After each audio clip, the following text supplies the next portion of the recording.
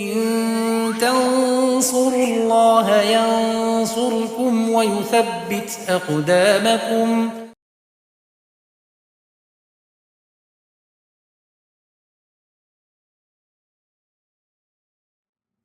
Assalamualaikum warahmatullahi wabarakatuh. Innal hamdalillah nahmaduhu wa nasta'inuhu wa nastaghfiruh wa na'udzu billahi min shururi anfusina wa min sayyiati a'malina. May yahdihillahu fala mudilla lahu wa may yudlil fala hadiya lahu. Wa asyhadu an la ilaha illallah wahdahu la syarika lah wa asyhadu anna Muhammadan abduhu wa rasuluh. Ya ayyuhalladzina amanu taqullaha haqqa tuqatih wa la tamutunna illa wa antum muslimun. Ya ayyuhan nasu taqu rabbakumul ladzi khalaqakum min nafsin wahidah wa khalaqa minha zawjaha wa batha minhuma rijalan katsiran wa nisaa'a wattaqullaha alladzi tasaaluna bihi wal arham innallaha kana 'alaikum raqiba. Ya ayyuhalladzina amanu taqullaha wa qulu qawlan sadida yuslih lakum a'malakum wa yaghfir lakum dhunubakum wa may yuti'illaha wa rasulahu faqad faza fawzan 'azima. Allahumma shalli wa sallim wa barik ala nabiyyina Muhammad wa ala alihi wa sahbihi wa man tabi'ahum bi ihsanin ila yaumiddin, amma ba'du. Alhamdulillah, bapak-bapak, ibu-ibu, ikhwan dan akhwat fiddin rahimakumullah. Alhamdulillah, kita bersyukur kepada Allah Subhanahu wa taala atas semua limpahan nikmat dan karunia-Nya. Kita dipertemukan di masjid yang mulia ini dalam rangka untuk saling menasihati dalam kebaikan dan ketaatan kepada Allah Subhanahu wa taala, dalam rangka untuk mensyukuri nikmat terbesar yang Allah Subhanahu wa taala turunkan kepada manusia, yaitu nikmat diutusnya Nabi Muhammad sallallahu alaihi wasallam membawa sebaik-baik petunjuk dari sisi Allah Subhanahu wa taala. Allah Subhanahu wa taala berfirman, a'udzubillahi minasyaitonir rajim, laqad mannallahu 'alal mu'minina idz ba'atsa fihim rasulan min anfusihim yatlu 'alaihim ayatihi wa yuzakkihim wa yu'allimuhumul kitaba wal hikmah.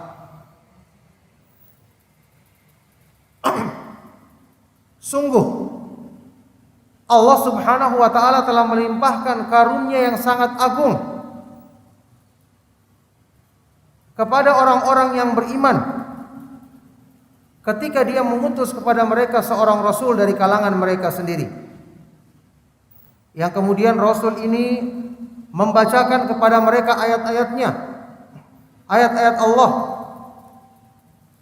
mensucikan jiwa-jiwa mereka dari kotoran yang menghalangi iman, serta mengajarkan kepada mereka Alkitab, yakni Al-Quran, dan Al-Hikmah, yaitu sunnah Nabi Muhammad sallallahu alaihi wasallam.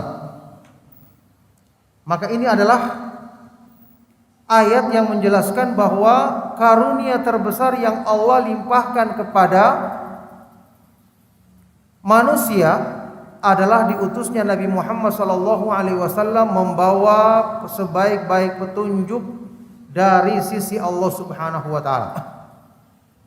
Nah, oleh karena itulah, Bapak, Ibu, ikhwan dan akhwat fiddin rahimakumullah, kita mengadakan majelis ilmu, kita mengadakan majelis halaqah pengajian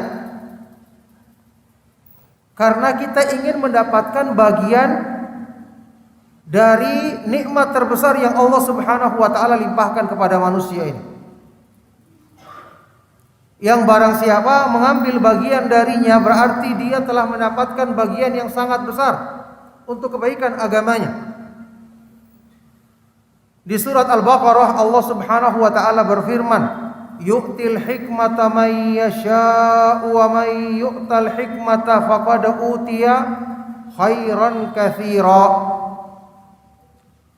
Allah menganugerahkan al-hikmah. Hikmah artinya ilmu yang benar, pemahaman yang benar tentang wahyu Allah Subhanahu wa taala. Allah Subhanahu wa taala memberikan pemahaman agama yang benar kepada siapa yang dikehendakinya, dan barang siapa yang telah diberikan padanya al-hikmah ini, faqad utiya khairan katsira, maka sungguh telah diberikan kepadanya kebaikan yang sangat banyak dan berlimpah. Oleh karena itulah, sebagai orang yang beriman, wajib kita meyakini bahwa semua kebaikan untuk hidup kita di dunia dan di akhirat adalah tergantung dari sejauh mana kita mau mempelajari agama ini. Kita mau dekat dengan agama ini, memahaminya dengan benar, kemudian mengamalkannya.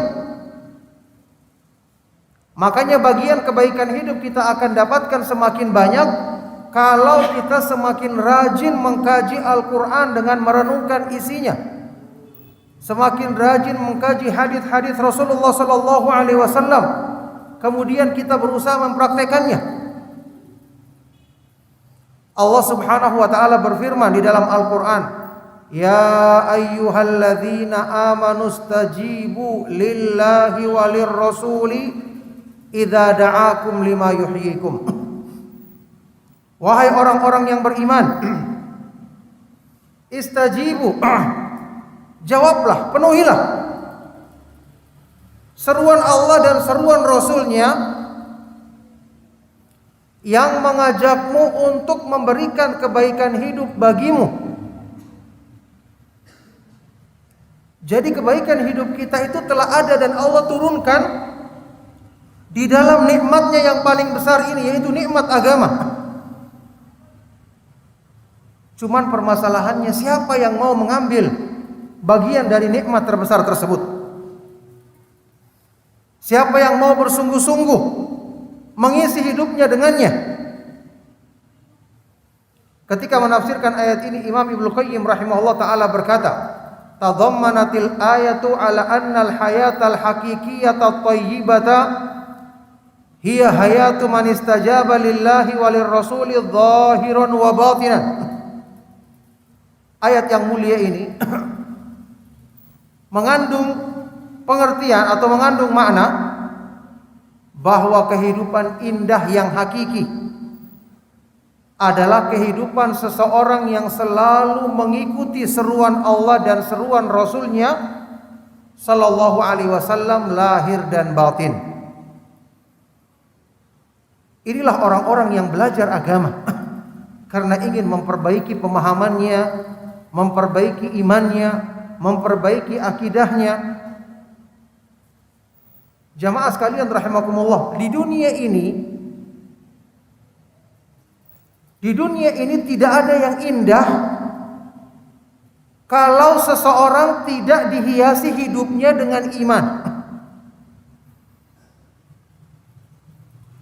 Bahkan semua dunia ini, kalau tanpa ada cahaya petunjuk Allah Subhanahu wa taala, itu perumpamaannya seperti dunia yang tidak disinari matahari.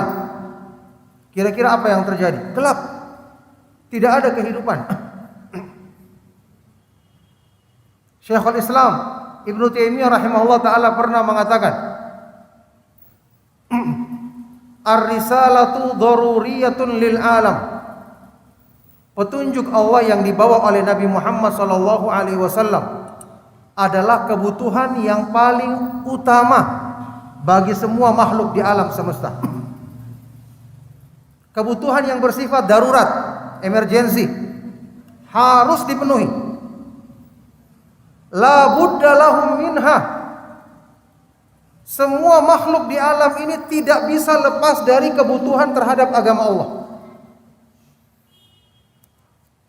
Kata Ibnu Taimiyah lagi, wa hajatuhum ilaiha fawqa hajatihim ila kulli syai'. Dan kebutuhan mereka, kebutuhan makhluk semua kepada agama Allah Subhanahu wa taala melebihi kebutuhan mereka terhadap perkara-perkara yang lain. Jadi melebihi kebutuhan kita terhadap makan dan minum, terhadap pakaian dan tempat tinggal. Ya, kata beliau, ar-risalatu hayatul alami wa ruhuhu wa nuruhu. Karena petunjuk yang diturunkan oleh Allah kepada Nabi Muhammad SAW bagi alam semesta ini berfungsi sebagai apa? Sebagai kehidupan, sebagai ruh, dan sekaligus sebagai cahaya. Coba kalau ada makhluk hidup yang tidak punya ruh, apa namanya dia? Bangkai kan? Mayat kalau manusia. Kalau dia hidup tapi tidak punya cahaya, bagaimana dia akan bisa menjalankan hidupnya? Nah, petunjuk yang diturunkan oleh Allah Subhanahu wa taala kepada Nabi Muhammad SAW meliputi semua ini. Wa kadzalika auhayna ilaika ruham min amrina ma kunta tadri mal kitabu walal imanu walakin ja'alnahu nuran nahdi bihi man nasya'u min ibadina. Allah berfirman di dalam Al-Qur'an kepada Nabi Muhammad SAW, dan demikianlah wahai Rasulullah, kami wahyukan kepadamu ruh, nyawa, ruh dari perintah kami. Agama ini adalah ruh dari hati kita yang sesungguhnya. Agama ini adalah yang memberikan kehidupan kita yang sesungguhnya. Ma kunta tadri, sebelumnya kamu tidak mengetahui apa itu Al-Quran, apa itu iman, tapi kami jadikan dia sebagai cahaya untuk memberikan petunjuk kepada siapa yang kami kehendaki. Fungsi utama dari wahyu Allah adalah memberikan kehidupan dan memberikan cahaya. Makanya tadi, dunia yang tidak disinari dengan cahaya wahyu, ya, tidak mendapatkan bagian dari wahyu, itu adalah ibarat bagian dunia yang gelap gulita. Kata Ibnu Taimiyah rahimahullah, tadi kelanjutan ucapan tadi, kelanjutannya, ad-dunya kulluha mal'unatun mudlamatun illa ma tala'at alaihi syamsur risalah. Maka dunia ini semuanya gelap. Semuanya dijauhkan dari rahmat Allah, dijauhkan dari kebaikan, kecuali yang disinari dengan syamsur risalah, matahari kenabian, disirami dengan cahaya wahyu. Nah, jemaah sekalian rahimakumullah, dari sini kita mengambil pelajaran penting bahwa kita hidup di dunia yang cuma sementara, dan kita nanti akan melangkah ke negeri akhirat, suka atau tidak suka, siap atau tidak siap. Kehidupan di dunia ini Allah Subhanahu wa taala telah tentukan kebaikannya tergantung dari sejauh mana kita memenuhi seruan Allah dan seruan Rasul-Nya, seperti tadi yang kita sebutkan dalilnya. Oleh karena itu, kalau kita inginkan hidup kita menjadi indah, hati kita menjadi hidup, ya, bercahaya, langkah kita selalu terbimbing. Ini berlaku untuk urusan agama dan urusan dunia kita. Maka segeralah sambut wahyu Allah Subhanahu wa taala. Segeralah hadiri majelis-majelis ilmu, kemudian pelajari agamanya, pahami, kemudian amalkan. Inilah kebahagiaan yang sesungguhnya. Rasulullah SAW di dalam hadis sahih riwayat Imam Al-Bukhari dan Muslim dari sahabat yang mulia Abu Musa Al-Asy'ari radhiyallahu taala anhu menggambarkan tentang perumpamaan yang sangat indah dari petunjuk yang beliau bawa dari sisi Allah Subhanahu wa taala. Rasulullah sallallahu alaihi wasallam bersabda, "Inna mathala ma ba'athani Allahu bihi minal huda wal ilmi kamathali ghaithin asaba ardon." Sesungguhnya perumpamaan atau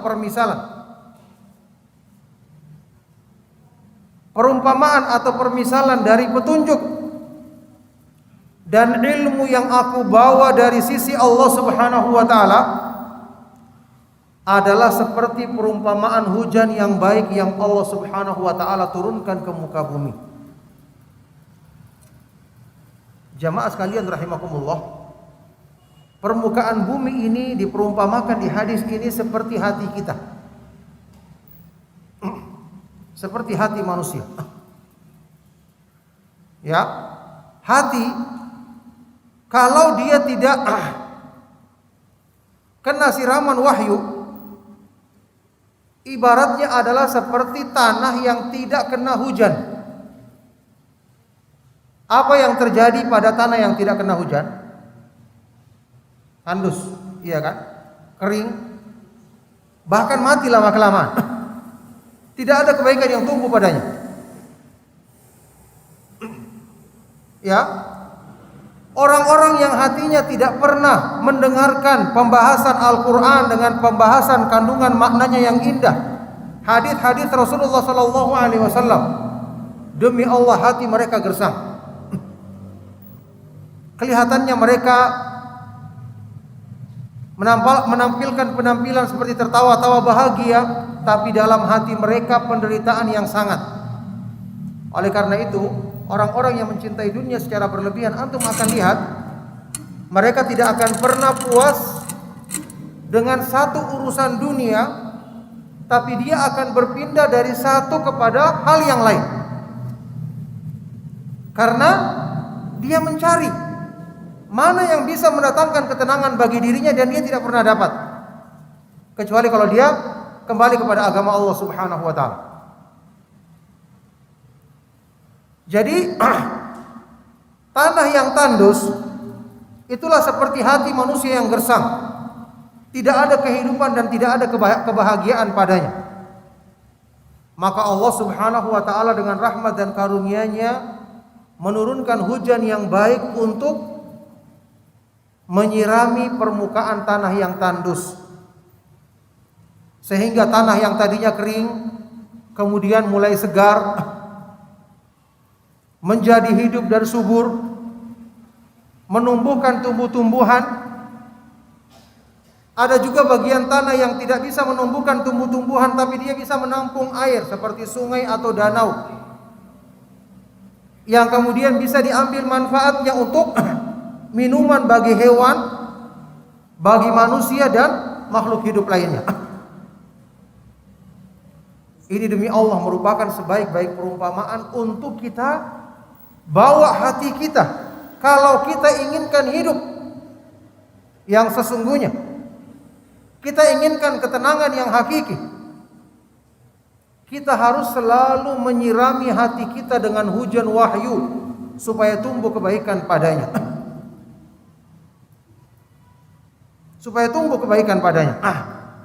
Makanya ini merupakan perumpamaan yang sangat indah yang disebutkan oleh Rasulullah Sallallahu Alaihi Wasallam, yang ini menggambarkan kepada kita bahwa ketika kita belajar agama, ketika kita mengamalkan sunnah Rasulullah Sallallahu Alaihi Wasallam, memang kita mengharapkan balasan pahala yang besar di sisi Allah Subhanahu Wa Taala. Tapi ingat, pertimbangannya bukan cuma ini saja. Termasuk pertimbangan kita yang paling besar adalah karena inilah kebutuhan kita yang paling besar.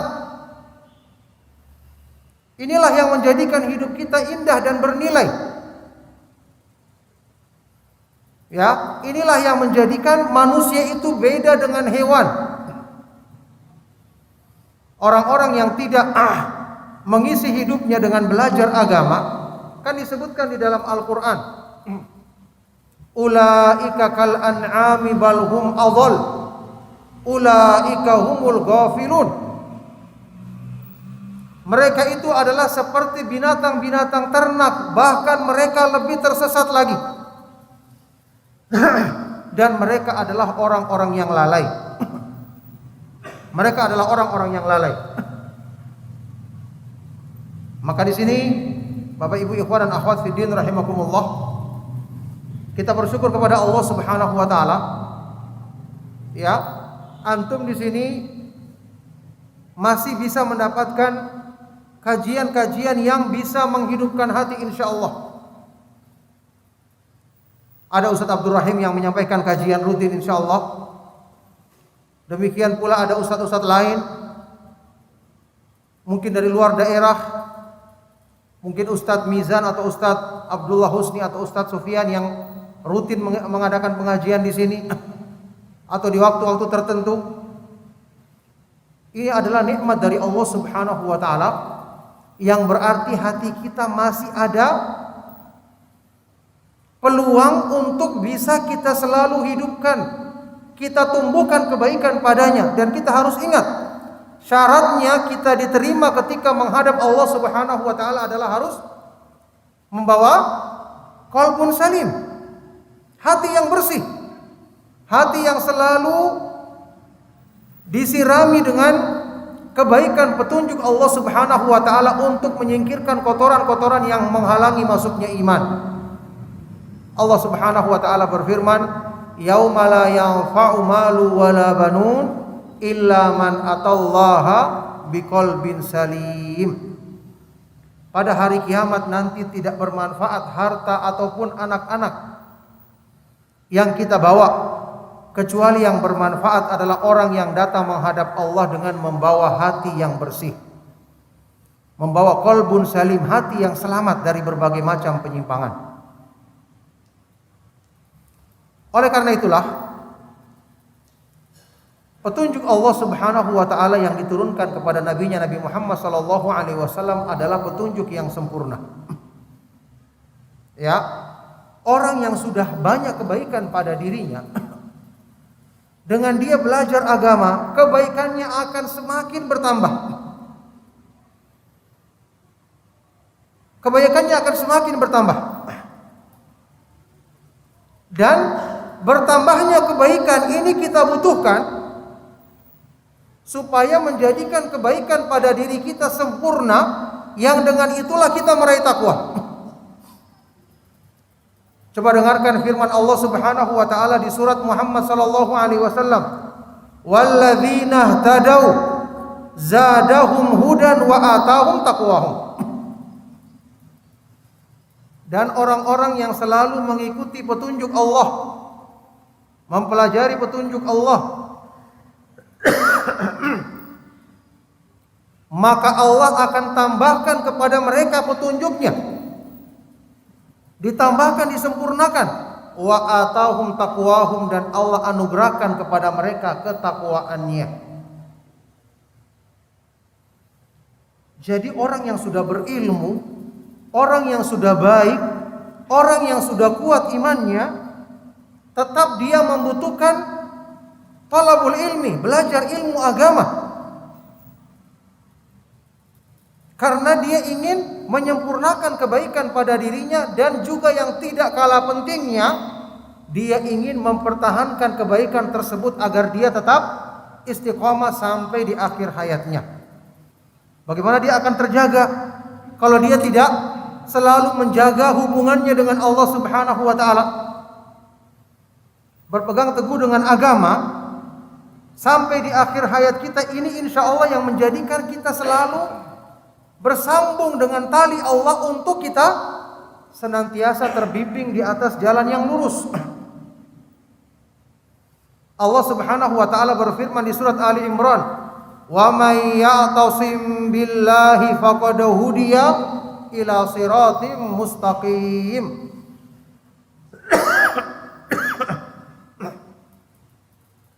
Dan barang siapa yang berpegang teguh dengan petunjuk Allah, berpegang teguh dengan tali Allah, maka dialah yang akan selalu mendapatkan petunjuk untuk menempuh jalan yang lurus sampai di akhir hayatnya. Jadi orang yang sudah baik agamanya, sudah baik imannya, tetap membutuhkan untuk belajar agama. Baik, sekarang bagaimana orang-orang yang ingin melakukan perbaikan karena ada kekurangan pada pemahamannya, imannya belum sempurna? Ini juga sangat-sangat membutuhkan bimbingan agama. Sangat-sangat membutuhkan bimbingan agama. Karena Allah Subhanahu wa taala menurunkan Al-Qur'an ya, untuk memperbaiki hati manusia, memperbaiki lahir dan batin manusia, sekaligus mengobati penyakit yang rusak, penyakit yang merusak tubuh manusia, membersihkan kotoran yang menghalangi hati mereka untuk menerima iman. Oleh karena itu, di antara fungsi terbesar diturunkannya Al-Quran adalah sebagai syifa'ul lima fis sudur. Allah Subhanahu wa taala berfirman, ya ayyuhan nasu qad ja'atkum mau'izatum mir rabbikum wa syifa'ul lima fis suduri wa hudaw wa rahmatul lil mu'minin. Wahai orang-orang yang beriman, sungguh telah datang kepadamu dari sisi Allah mau'izah, sebaik-baik nasihat di dalam Al-Quran, dan syifa'ul lima fis sudur, obat bagi penyakit hatimu, sekaligus sebagai petunjuk dan rahmat bagi orang-orang yang beriman. Obat bagi penyakit hati. Ketika seseorang mendapati dalam hidupnya banyak ketidaktenangan, mendapati hidupnya tidak bahagia, jalannya tidak terbimbing dengan cahaya petunjuk, berarti keadaan dirinya sedang bermasalah. Kalau dia semakin jauh dari agama, maka syaitan yang akan menyambutnya. Kira-kira syaitan akan mengajak orang kepada kebaikan atau kepada keburukan? Pasti kepada keburukan.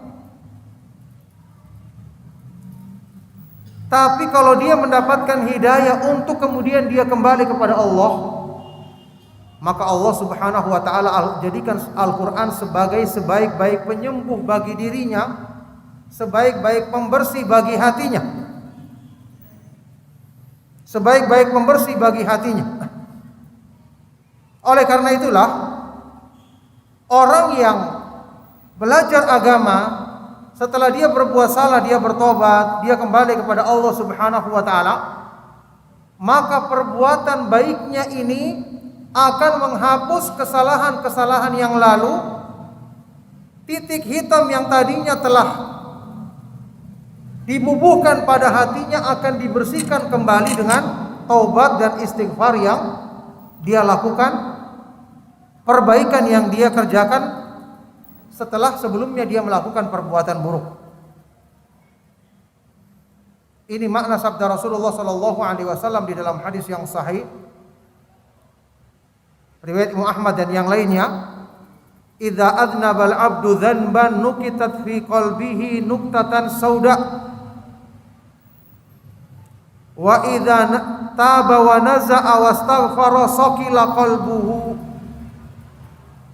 Jika seorang hamba melakukan perbuatan dosa, maka akan diberikan satu titik hitam di hatinya. Tapi kalau dia segera bertobat, memohon ampun kepada Allah dan meninggalkan dosa tersebut, maka hatinya akan menjadi putih dan bening kembali. Noda hitam tadi dihapuskan. Tapi kalau bertambah dosanya, fa in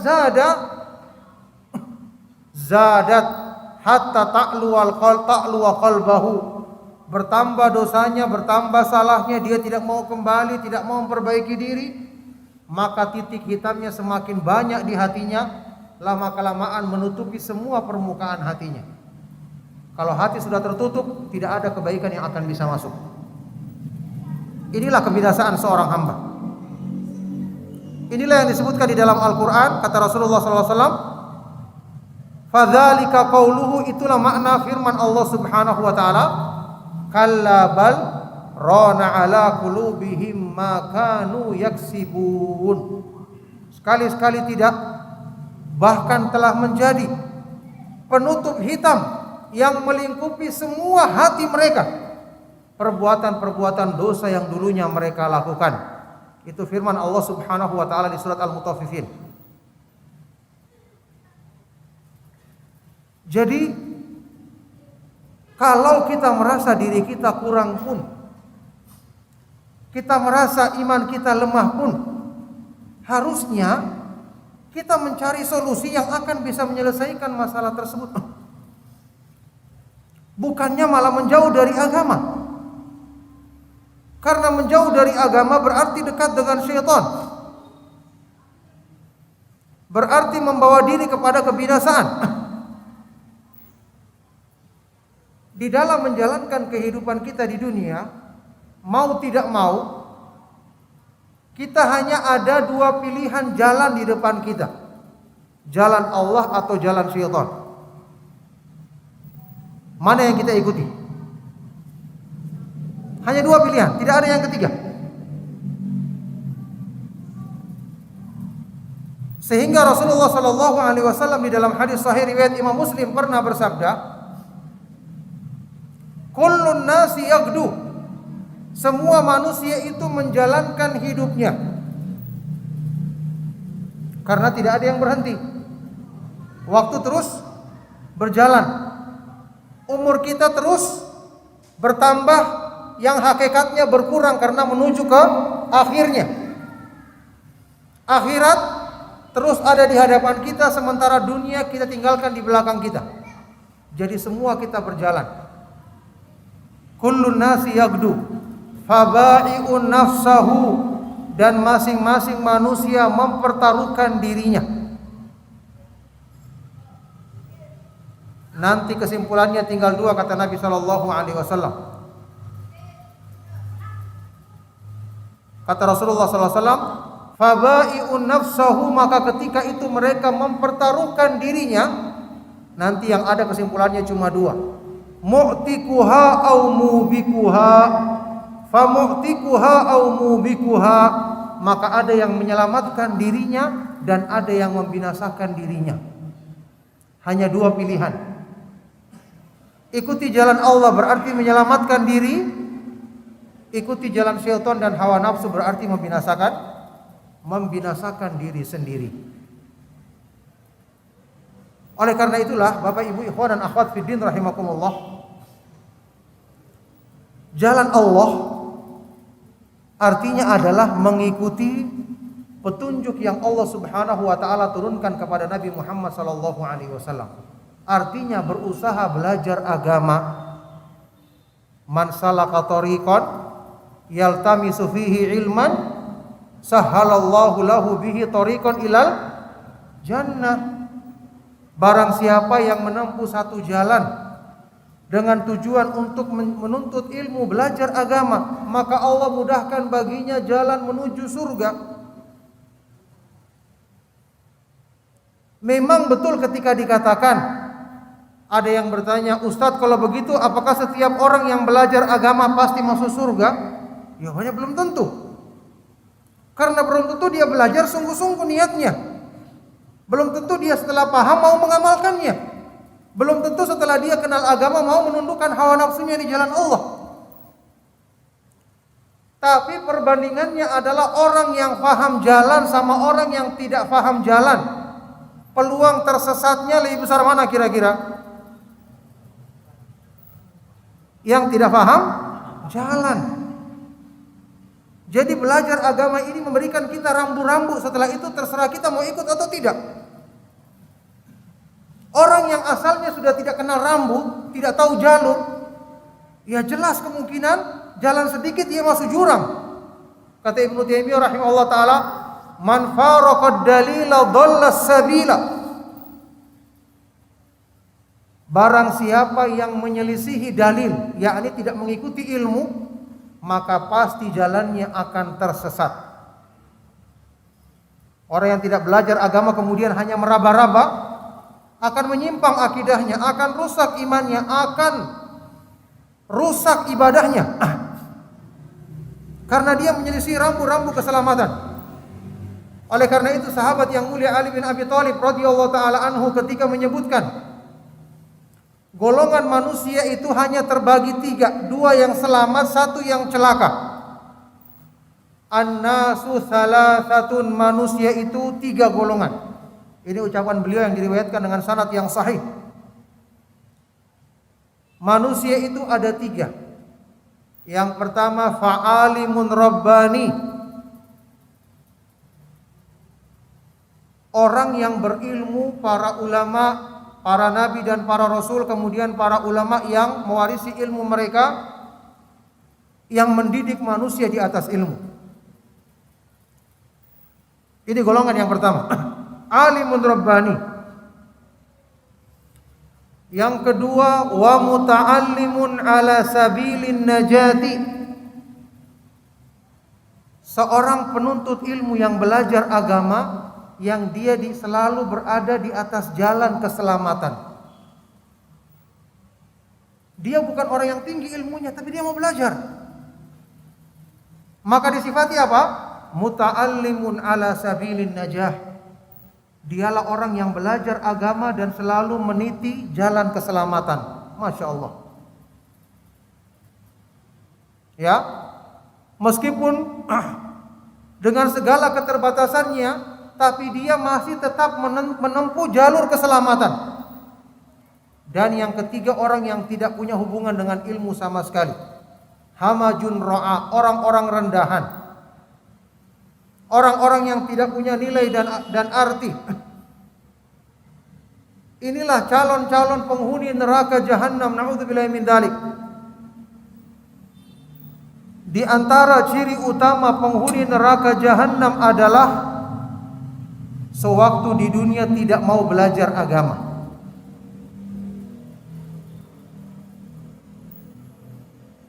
Sewaktu di dunia tidak mau belajar agama. Ini diterangkan oleh Imam Ibnu Qayyim rahimahullah taala dalam kitab Miftahud Daris Sa'adah. Al jahlu min sifati ahli nar. Kejahilan, kebodohan adalah termasuk ciri utama penghuni neraka. Dan dalilnya di dalam Al-Qur'an sangat banyak yang menunjukkan keterangan ini. Coba kita lihat firman Allah Subhanahu wa taala di surat Al-Mulk. Ketika Allah Subhanahu wa taala berfirman tentang para malaikat penjaga neraka, yang ketika itu penghuni-penghuni neraka dilemparkan ke dalam neraka, naudzubillahi min dzalik. Allah Subhanahu wa taala berfirman, kullama ulqiya fiha faujun sa'alahum khazanatuha alam ya'tikum nadhir.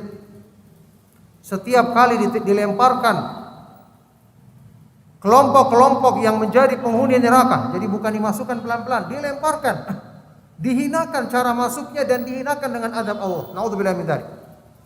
Setiap kali dilemparkan kelompok-kelompok penghuni neraka ini, maka penjaga neraka bertanya kepada mereka. Apa pertanyaannya? Alam ya'tikum nadhir. Apakah belum datang pemberi peringatan kepada kalian?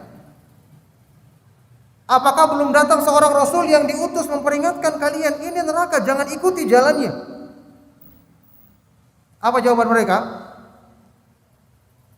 Qalu bala qad ja'ana nadhirun fakadzabna wa qulna ma nazzalallahu min syai'in in antum illa fi dhalalin kabir.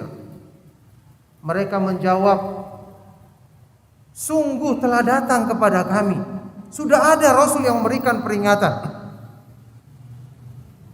Telah datang seorang yang memberikan peringatan kepada kami, tapi kami mendustakannya. Dan kami berkata, Allah tidak menurunkan sesuatu apapun. Tidak lain kalian ini hanyalah di dalam kesesatan yang besar. Terus mereka berkata lagi apa?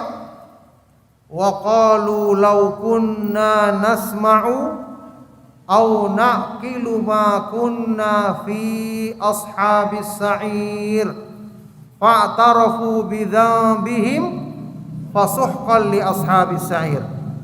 Ini yang menjadi poinnya. Inilah dalil yang disebutkan oleh Ibnu Qayyim tentang penjelasan tadi. Dan mereka penghuni neraka ini berkata, perhatikan ini poin. Lau kunna, seandainya kami dulu di dunia mau nasma'u, mendengarkan. Kira-kira mendengarkan apa di sini? Dengarkan musik? Tidak mungkin. Seandainya dulu di dunia kami mau mendengarkan seruan Rasul, mendengarkan ayat-ayat Al-Quran dibaca, yakni seandainya kami mau menuntut ilmu, au naqilu, atau mau memahami petunjuk Allah, mendengarkan dengan telinga, memahami dengan hati. Seandainya kami mau mendengar dan memahami, ma kunna fi ashabis sa'ir, maka kami tidak akan termasuk ke dalam golongan penghuni neraka yang menyala-nyala. Jadi mereka akui sendiri, dulu mereka tidak mau belajar bersama orang-orang yang ingin mencari keselamatan dirinya.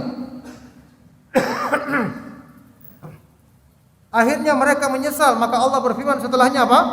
Fa'tarafu bidzambihim fasuhqan li ashabis sa'ir, maka mereka mengakui perbuatan dosa mereka sendiri, sehingga kecelakaan atau kebinasaanlah bagi orang yang menjadi penghuni neraka yang menyala-nyala. Jadi jelas mereka di dunia tidak mau belajar, tidak mau mendengarkan nasihat, tidak mau memahami dengan hatinya. Di ayat yang lain Allah Subhanahu wa taala berfirman lebih jelas lagi, walaqad dzara'na li jahannama katsiran minal jinni wal ins lahum qulubun la yafqahuna biha wa lahum a'yunun la yubsiruna biha wa lahum adhanun la yasma'una biha ulaika kal an'ami bal hum adall ulaika humul ghafilun. Sungguh-sungguh telah kami jadikan penghuni neraka jahanam. Ingat, ini penghuni neraka jahanam. Kami telah siapkan untuk menjadi penghuni neraka jahanam kebanyakan dari golongan jin dan manusia. Banyak dari golongan jin dan manusia. Ingat, ini jumlahnya banyak, ya. Maka berlindung kepada Allah Subhanahu wa taala dari sifat-sifat yang buruk ini. Apa ciri-ciri mereka yang menjadi penghuni neraka jahanam ini? Allah berfirman, lahum qulubul la yafqahuna biha. Mereka memiliki hati tidak digunakan untuk memahami. Memahami apa? Memahami petunjuk Allah. Sia-sia diberikan hati, tidak dimanfaatkan hatinya. Mereka memiliki hati tidak digunakan untuk memahami petunjuk Allah dengan hati tersebut. Yang kedua, walahum a'yunun. Mereka memiliki pandangan mata, tapi tidak digunakan untuk melihat tanda-tanda kekuasaan Allah, membaca ayat-ayat Allah. Walahum adhanul la yasma'una biha, dan mereka memiliki pendengaran telinga, tapi tidak digunakan untuk mendengarkan nasihat dari petunjuk Allah. Tidak digunakan untuk belajar, mendengarkan ilmu dari Al-Quran, dari hadis-hadis Nabi SAW. Ulaika kal an'ami balhum adall. Mereka ini adalah seperti binatang-binatang ternak, bahkan mereka lebih tersesat lagi. Ulaika humul ghafilun. Mereka inilah orang-orang yang tersesat. Kita perhatikan bagaimana hinanya Allah Subhanahu wa taala jadikan orang yang di dunia ini tidak mau kenal agama. Bahkan Allah jadikan mereka inilah yang akan menjadi bahan bakar api neraka nanti pada hari kiamat. Na'udzubillahi min dzalik. Oleh karena itulah, Bapak Ibu ikhwan dan akhwat fiddin rahimakumullah, belajar wahyu Allah Subhanahu wa taala inilah kemuliaan kita dalam kehidupan di dunia sampai di akhirat nanti. Ya. Allah Subhanahu wa taala memuliakan makhluknya sejauh mana mereka dekat dengan belajar wahyu. Kenapa malaikat Jibril alaihi salatu wasallam dijadikan sebagai malaikat yang paling mulia dan pimpinannya para malaikat? Karena tugasnya apa malaikat Jibril? Menyampaikan wahyu. Mulia karena berhubungan dengan wahyu. Dia menurunkan petunjuk Allah kepada para nabi dan para rasul alaihi wassalatu wassalam. Setelah itu di kalangan manusia siapa yang paling mulia? Rasulullah sallallahu alaihi wasallam atau para nabi dan para rasul alaihi wassalatu wassalam. Kenapa? Mereka adalah yang menerima wahyu dan menyebarkannya kepada manusia. Kemudian setelah para nabi dan para rasul alaihi wassalatu wassalam, merekalah orang yang mewarisi pemahaman wahyu dari para nabi dan para rasul, yaitu para sahabat radhiyallahu taala anhum ajma'in, kemudian para ulama yang mempelajari Al-Qur'an dan sunnah Rasulullah sallallahu alaihi wasallam dengan pemahaman yang benar. Mereka lah yang disebut sebagai warathatul anbiya, pewarisnya para nabi, yang paling tinggi kedudukannya di kalangan manusia setelah para nabi dan para rasul alaihi wassalatu wassalam. Maka jemaah sekalian rahimakumullah, sekali lagi kita mensyukuri nikmat Allah karena kita dimudahkan untuk bisa belajar agamanya. Ketika ada kajian tafsir Al-Qur'an yang dibahas misalnya tafsir Ibnu Katsir rahimahullah taala atau tafsir As-Sa'di atau menukil keterangan-keterangan dari para ulama Ahlus Sunnah wal Jamaah, wallahi ini adalah majelis yang terbaik yang ada di muka bumi. Bagaimana mungkin kita yang menginginkan kebaikan tidak meluangkan waktu untuk menghadiri majelis tersebut? Ketika ada pengajian yang membahas tentang tata cara salatnya Rasulullah sallallahu alaihi wasallam, salat adalah ibadah yang paling utama. Ya, cara kita bermunajat dengan Allah Subhanahu wa taala. Bagaimana mungkin kita menginginkan kebaikan kalau majelis yang mulia seperti ini tidak kita hadiri, tidak kita ambil faedah dengan mendengarkan hadis-hadis yang menjelaskan tentang tata cara salatnya Rasulullah sallallahu alaihi wasallam. Ini semua adalah kebaikan-kebaikan yang ada di zaman sekarang ini, apalagi di akhir zaman. Apalagi di akhir zaman. Di akhir zaman ini peluang terjadinya fitnah yang bisa merusak iman manusia itu sangat besar. Sangat besar. Fitnah di akhir zaman itu bukan cuma satu atau dua fitnah. Fitan jumlahnya banyak, bermacam-macam. Sudah seperti itu datangnya menimpa manusia bertubi-tubi, silih berganti. Selamat dari satu datang yang kedua, selamat lagi datang yang ketiga, yang keempat. Jadi kita lolos dari satu fitnah maka akan datang yang berikutnya. Apa kata Rasulullah sallallahu alaihi wasallam di dalam hadis sahih riwayat Imam Muslim tentang fitnah di akhir zaman? Badiru bil a'mali fitanan kaqita'il lailil muzlim yusbihu ar-rajulu mu'minan wa yumsi kafiran wa yumsi mu'minan wa yusbihu kafiran. Hendaknya kalian bersegera dalam melakukan amal-amal kebaikan sebelum nanti kalian didahului,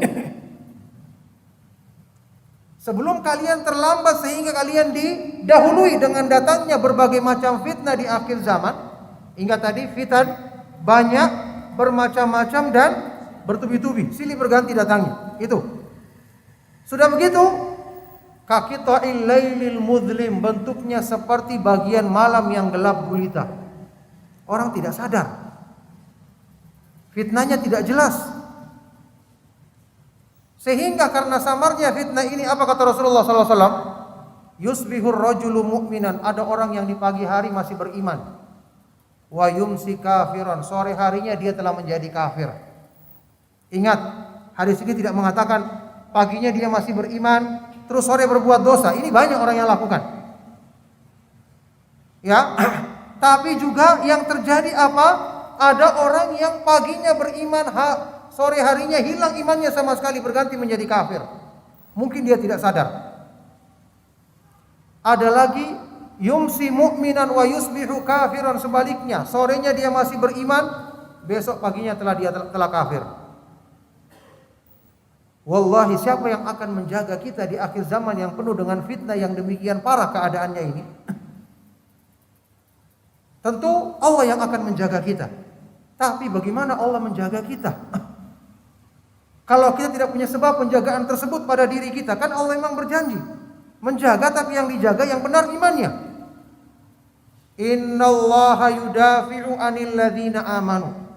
Sesungguhnya Allah Subhanahu wa taala akan yudafi, mendifa, yakni membela, melindungi, menjaga orang yang beriman. Maksudnya apa? Penjagaan dari Allah tergantung dari iman kita. Iman kita benar ketika kita belajar agama. Makanya ilmu, di samping keutamaan-keutamaan yang tadi kita sebutkan, juga kita butuhkan untuk menjaga diri kita. Ilmu itu menjaga diri kita. Karena inilah yang menjadi sebab Allah Subhanahu wa taala melindungi manusia dari berbagai macam keburukan-keburukan yang bisa menyesatkannya. Dalam ucapan yang tadi, kelanjutan dari ucapan Ali bin Abi Thalib yang saya nukilkan tadi, ini ucapannya panjang sekali. Di antara apa yang beliau ucapkan tentang keutamaan ilmu, beliau mengatakan, al-ilmu khairun minal mali. Ilmu itu lebih baik dibandingkan harta. Al-ilmu yahrusuka wa anta tahrusul mal. Ilmu itu akan menjagamu, sedangkan harta kamulah yang harus menjaga dia. Ilmu lebih baik dibandingkan harta karena ilmu akan melindungimu dengan izin Allah, sedangkan harta kamu yang justru harus menjaga dan melindunginya. Ya, sampai-sampai diperumpamakan oleh Imam Ibnu Qayyim rahimahullah taala, ilmu itu ketika menjaga manusia, menjaga hati manusia, adalah perumpamaannya seperti batu meteor yang Allah Subhanahu wa taala jadikan untuk menyambar para jin yang ingin mencuri-curi berita di langit. Yakni syaitan membisikkan di hatinya orang yang berilmu syubhat, kerancuan, hal-hal yang merusak imannya, tapi dengan penjagaan ilmu Allah jadikan ilmu ini menyambar kemudian membakar syubhat tersebut, sehingga hati hamba yang beriman ini terjaga dan terlindungi. Subhanallah. Kalau kita dekat dengan ilmu sampai di akhir hayat kita terus menuntut ilmu, maka insya Allah ini adalah ciri-ciri matinya orang yang husnul khotimah, mati dalam keadaan baik. Antum pernah dengar kisah Imam Ahmad bin Hanbal rahimahullah ta'ala? Ketika beliau, Imam Ahmad ini, kita tahu bagaimana kemuliaannya dalam ilmu agama. Ya, penghafal hadis yang sangat kuat, digelari oleh para ulama sebagai al-imamu haqqan, imam yang sesungguhnya. Syekhul Islami sidqan, Syekhul Islam yang sejati. Ketika dia sudah tua renta, masih juga berlari ke sana kemari menghadiri majelis ilmu. Sampai pernah salah seorang tetangganya menghadang beliau Imam Ahmad. Karena sudah tua masih lari-lari juga menuntut ilmu. Datang ke majelis ini kemudian pindah lagi ke sana seterusnya. Ada yang menghadang dia tetangganya dan memegang kerah bajunya sambil bertanya, "Ya Aba Abdillah, ila mata taf'alu hadza?" Wahai Abu Abdillah, Imam Ahmad, sampai kapan kamu terus begini? Menuntut ilmu sudah setua ini. Apa jawaban beliau? Ilal mamat, sampai saya meninggal dunia. Karena kita ingin terjaga dengan perlindungan Allah sampai kita mati. Bagaimana kita ingin dijaga? Sebab penjagaannya kita putuskan sebelum kita mati. Ya. Jadi kata beliau sampai mati. Ulama salaf lain ditanya, mata yasluhu lirrajuli an yatlubal ilma, mata yahsunu birrajuli an yatlubal ilma, seseorang itu kira-kira usia pantas dia menuntut ilmu kapan? Jawaban ulama salaf ini apa? Dia berkata, ma soluhat bihil hayatu, selama dia masih pantas hidup. Ilmu tidak ada finishnya. Ilmu tidak ada tamatnya. Selama nyawa kita masih ada, selama kita masih butuhkan penjagaan dan pertolongan Allah, berarti terus kita menuntut ilmu, terus berpegang dengan sebab penjagaan Allah sampai di akhir hayat kita. Inilah yang kita akan bawa nanti mati menghadap Allah Subhanahu wa taala sebagai ciri seseorang hamba yang meninggal di atas kebaikan bagaimana yang dijelaskan oleh para ulama Ahlus Sunnah wal Jamaah. Oleh karena itulah jemaah sekalian rahimakumullah, ini merupakan wasiat yang hendaknya kita pegang dengan sebaik-baiknya. Kita hidup di akhir zaman, tapi alhamdulillah masih ada kesempatan untuk menuntut ilmu, maka kita manfaatkan kesempatan ini dengan sebaik-baiknya selagi Allah Subhanahu wa taala memudahkan kepada kita hidayah dan nikmat yang sangat agung ini, yang kalau kita bandingkan di tempat-tempat lain, sekian banyak dari nikmat ini tidak didapatkan oleh kebanyakan dari saudara-saudara kita. Barakallahu fikum, mudah-mudahan apa yang saya sampaikan di kesempatan sore hari ini bermanfaat. Insyaallah kita akan lanjutkan pengajian nanti setelah selesai salat maghrib. Saya cukupkan sampai di sini. Mohon maaf atas segala yang salah dan kurang. Sallallahu إن تنصروا الله ينصركم ويثبت أقدامكم